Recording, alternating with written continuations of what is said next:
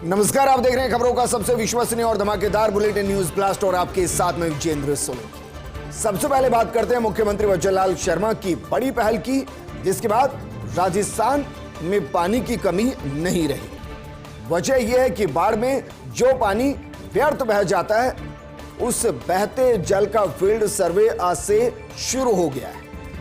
कई बांधों का सर्वे कर तैयार की जा रही रिपोर्ट।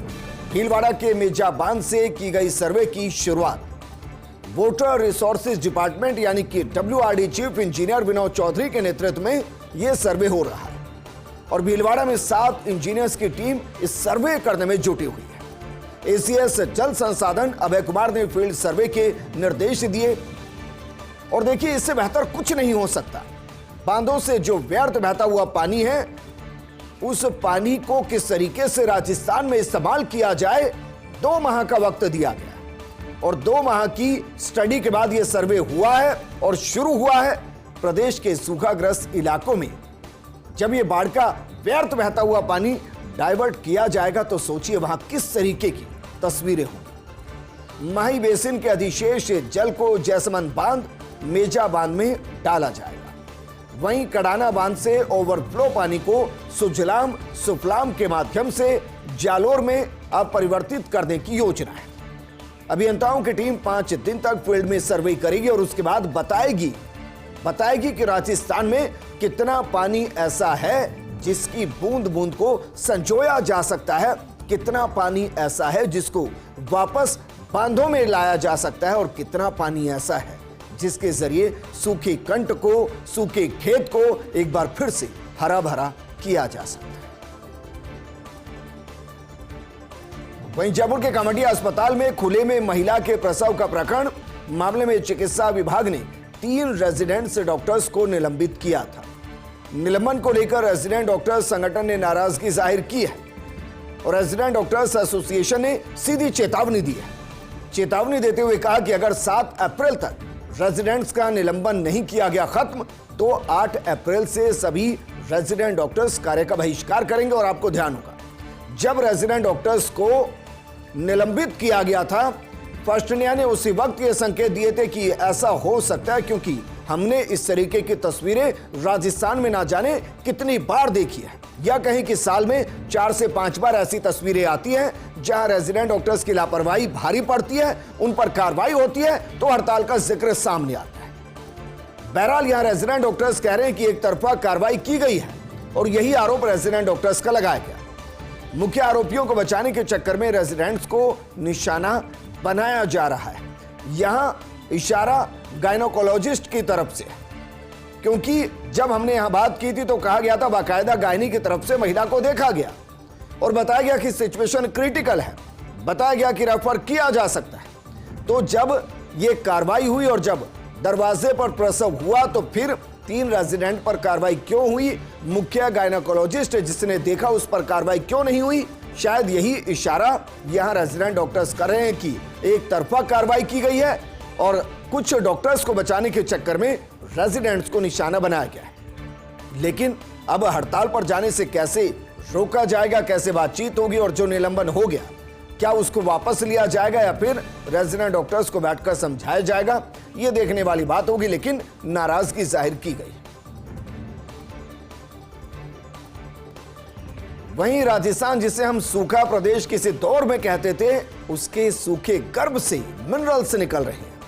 मेजर मिनरल्स ब्लॉक्स नीलामी में राजस्थान को एक बड़ी सफलता मिली है और यह सफलता कितनी बड़ी है इसका अंदाजा इस बात से लगाइए कि वित्त वर्ष 2023 से 24 में एक नया रिकॉर्ड बनता दिखाई दिया। सचिव आनंदी और निदेशक भगवती प्रसाद कलाल के प्रशासनिक कौशल का एक बेहतरीन लाभ राजस्थान को मिला है। राजस्थान के संपूर्ण 8 करोड़ से ज्यादा जनता को मिल रहा है। लाइमस्टोन के 11 ब्लॉक्स फरवरी मार्च में नीलाम हो चुके हैं। कुल 31 ब्लॉक्स की सफल ई नीलामी हुई है। 22 माइनिंग लाइसेंस और 9 कंपोजिट लाइसेंस की भी नीलामी की गई। लाइमस्टोन के 22 ब्लॉक्स हुए नीलाम, जबकि बेस मेटल के 5 और आयरन ओर के 4 ब्लॉक्स, लाइमस्टोन के 20 ब्लॉक्स, अंबुजा और एक ब्लॉक्स उदयपुर सीमेंट और श्री सीमेंट को मिला है। बेस मेटल के 5 ब्लॉक्स एसएमओ फेरो एलॉयस ने अपने नाम कर दिए। आयरन और के 2 ब्लॉक्स एमरेल्ड बिल्ड होम और एक ब्लॉक स्पंज सेल और पैसिफिक इंडस्ट्री के नाम रहा। लाइमस्टोन के ब्लॉक नीलामी से सरकार को कितना पैसा मिलेगा? सरकार को पैसा मिलेगा 17,104 करोड़ रुपए, जो राजस्थान के डेवलपमेंट के काम आएगा, राजस्थान के विकास के काम आएगा। राजस्थान की जो परियोजनाएं जनता से जुड़ी हैं उनको पूरा करने में, धरातल पर उतारने में काम आएगा। और ये अपने आप में 2023-24 का एक नया कीर्तिमान, जिसमें मेजर मिनरल ब्लॉक्स की नीलामी से सरकार को 17,104 करोड़ रुपए मिलने वाले हैं। और अब बात करते हैं भारत के पश्चिमी देशों से रिश्तों पर चीन की नजर की। वैसे चीन की नजर हमेशा भारत के विस्तार के साथ, विकास के साथ टेढ़ी होती चलती है, और कुछ ऐसा ही यहां भी है। भारत के पश्चिमी देशों से रिश्ते बिगाड़ने के प्रयास किए जा रहे हैं। चीनी कम्युनिस्ट पार्टी ने दुनिया भर में एक जाल फैला रखा है। फिर बात चाहे अमेरिका की हो, कनाडा की हो, यूके जैसे देशों में चीन के एजेंट सक्रिय नजर आते हैं।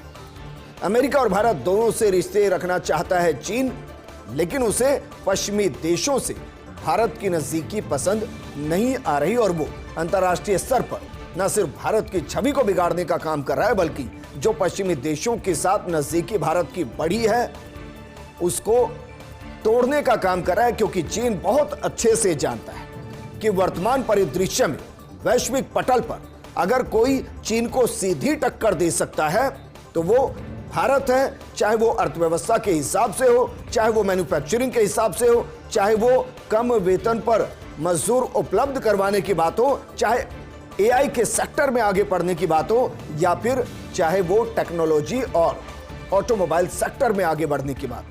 और यही वजह है कि वैश्विक तौर पर भारत की साख को बिगाड़ने की साजिश चीन पहले भी करता आया है और अब भी कर रहा है। और बात करते हैं तिरुवनंतपुरम लोकसभा सीट की, जहां एक अलग तरीके का, एक अलग अभिनव प्रयास किया गया। दरअसल यहां सभी उम्मीदवार एक मंच पर जुटे और अपनी अपनी रणनीति बताई। अमूमन आपको इस घटना के साथ अमेरिका का इलेक्शन याद आ गया होगा, जहां जो प्रत्याशी होते हैं वो मंच से सीधा बताते हैं कि क्या कर सकते हैं। कुछ ऐसा यहां दिखाई दिया। लोकसभा क्षेत्र के प्रमुख मुद्दों को कैसे हल करेंगे भावी सांसद, क्योंकि भावी सांसद एक ही होगा। अभी प्रत्याशी हैं, जनता के दिल में कौन सीधा उतर जाएगा, इसके लिए एक मंच चुना गया। सभी एक साथ आए और अपने मुद्दों के साथ जनता को लुभाने की कोशिश की गई। यहां से 3 बार के सांसद रह चुके हैं कांग्रेस उम्मीदवार शशि थरूर। वहीं बीजेपी ने उनके सामने राजीव चंद्रशेखर को उम्मीदवार बनाया है। थरूर और चंद्रशेखर दोनों ही नीला कुर्ता पहनकर पहुंचे थे। चुनाव के बाद क्या करेंगे, दोनों ने एक मंच पर संबोधित किया, और दोनों ही अपनी अपनी पार्टी के बेहतरीन प्रवक्ताओं में से एक है। जिस भाषा की हम बात करते हैं, चाहे वो हिंदी है, चाहे वो अंग्रेजी है, उस पर न सिर्फ शशि थरूर बल्कि इसके अलावा चंद्रशेखर दोनों की बेहतरीन पकड़ है। और इसलिए दोनों इंटेलेक्चुअल, दोनों ने एक मंच से संबोधित किया। और तिरुवनंतपुरम में सभी उम्मीदवारों के बीच अच्छी बहस होती नजर आई। लेकिन इस बहस के बाद जनता के दिल में कौन उतरा, जनता किसको अपना सांसद चाहती है, केंद्र में किसको नुमाइंदगी देना चाहती है, यह जनता को तय करना है। अक्सर हम बात करते हैं कि नया साल कब से शुरू, तो देश से इतर दुनिया से आवाज आती है कि 1 जनवरी से नया साल शुरू हो गया। लेकिन भारतीय कैलेंडर कहता है कि नहीं, ऐसा नहीं। तो इस साल कब से नया साल शुरू हो रहा है? इस साल 9 अप्रैल को शुरू होगा नए भारतीय वर्ष का प्रारंभ, क्योंकि नवरात्रों के साथ विक्रम संवत की शुरुआत हो। वैदिक संस्कृति में इसे कहा जाता है नव संवत्सर। काल गणना में इस दिन से जुड़ी हुई है कई महत्वपूर्ण तिथियां। महाराजा विक्रमादित्य के राज्यारोहण के साथ विक्रमी संवत शुरू हुई थी और महाराजा युधिष्ठिर ने इसी दिन शुरू की थी संवत की शुरुआत। सिर्फ इतना नहीं है, इस 1 तारीख के साथ और क्या क्या जुड़ा हुआ है इसको भी समझिए। नए शक संवत युगाब्द संवत का भी इसी दिन प्रारंभ होता है और इसी दिन सिखों के दूसरे गुरु अंगद देव का प्रकट उत्सव भी है। इसी दिन हुई थी आर्य समाज की स्थापना और इसी दिन भगवान झूलेलाल का प्रकट उत्सव भी सिंधी लोग मनाते हैं। इसी दिन हुआ था शालिवाहन संवत्सर का शुभारंभ और गुरुकुल में इसी दिन से नए सत्र का प्रारंभ होता है और हम 1 जनवरी से नए साल की शुरुआत करते हैं, जबकि काल गणना से लेकर नक्षत्रों की चाल, ग्रहों की चाल और ना जाने कितनी चीजें हमारे विक्रम संवत कैलेंडर से जुड़ी हुई। एक शब्द आपने अचानक से पूरे देश भर के अंदर सुना, सोशल मीडिया पर सुना और फिर उसको सबसे ज्यादा सर्च किया गया। वो शब्द था कच्चा तीवू द्वीप और ये अपने आप एक अलग तरीके से देश में चला और चुनावी मुद्दा बनता चला गया। 23 से 24 फरवरी को कच्चा तीवू द्वीप पर हुआ था सेंट एंथनी उत्सव। अब जरा सोचिए, 4000 से ज्यादा भारतीयों और इतने ही श्रीलंकाई वहां पर शामिल हुए। अचानक आम चुनाव से पहले द्वीप के मुद्दा बनने से सभी हैरान रह गए कि ऐसा क्या हुआ, क्योंकि भारत और श्रीलंका के बीच 1974 में समुद्री समझौता हुआ। इसमें श्रीलंका को सौंपा गया था 1.9 वर्ग किलोमीटर निर्जन द्वीप। बदले में श्रीलंका ने भारत को सौंपा था 10,000 वर्ग किलोमीटर का क्षेत्र। उस समय प्रधानमंत्री थी इंदिरा गांधी और मुख्यमंत्री थे एम करुणानिधि। कच्चा तीवू के बहाने द्रमुक और कांग्रेस को बीजेपी घेर रही है, लेकिन इसमें जो फैक्चुअल, जो प्रमाणिक चीजें हैं, उसमें श्रीलंका को जो 1.9 वर्ग किलोमीटर निर्जन द्वीप सौंपा गया था, उसके बदले में श्रीलंका ने भारत को 10,000 वर्ग किलोमीटर क्षेत्र सौंपा था। लेकिन जो कच्चा तीवू द्वीप है वो निर्जन द्वीप संपूर्ण रूप से नहीं, क्योंकि जितने भी मछुआरे, चाहे वो भारत के या श्रीलंका के, वो वहां अपना जाल सुखाने का काम करते, मछली पकड़ने का एक सेंटर पॉइंट। और आप जानते होंगे जो समुद्री इलाके होते हैं वहां मछली व्यापार, वहां की अर्थव्यवस्था का सबसे बड़ा किरदार है। हालांकि समझौते के दौरान यह भी कहा गया था कि भारतीय जो मछुआरे हैं उन पर कोई रोक टोक नहीं होगी, वो अपने जाल को वहां सुखा सकते हैं।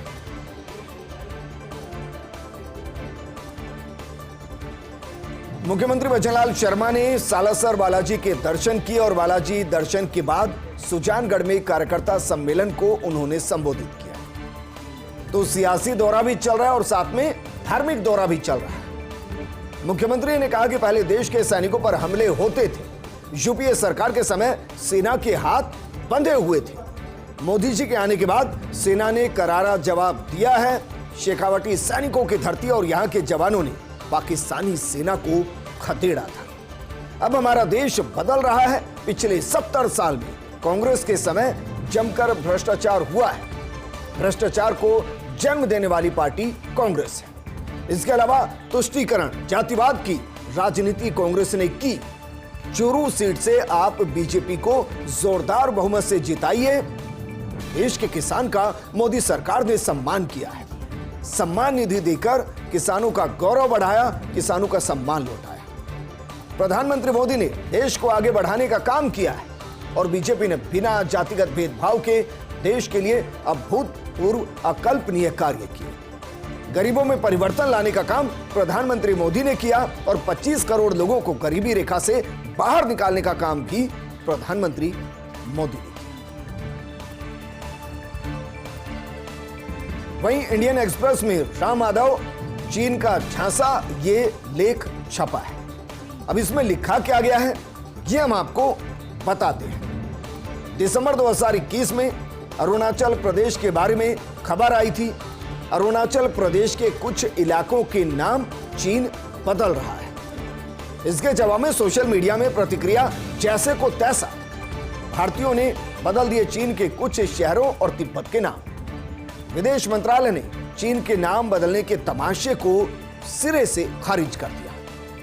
विदेश मंत्री एस जयशंकर ने चीन यात्रा के दौरान संदेश दिया और चीन से सावधान रहने की जरूरत यह कहा और साथ ही मनीला को आश्वासन दिया। चीन की हरकतों पर हमेशा फिलीपींस के साथ रहेगा भारत। जयशंकर के बयान पर चीन की तरफ से तुरंत प्रतिक्रिया आई। ऐसा करने से चीन और भारत के रिश्तों पर असर हो सकता है। आरएसएस से जुड़े इंडिया फाउंडेशन के अध्यक्ष हैं राम माधव।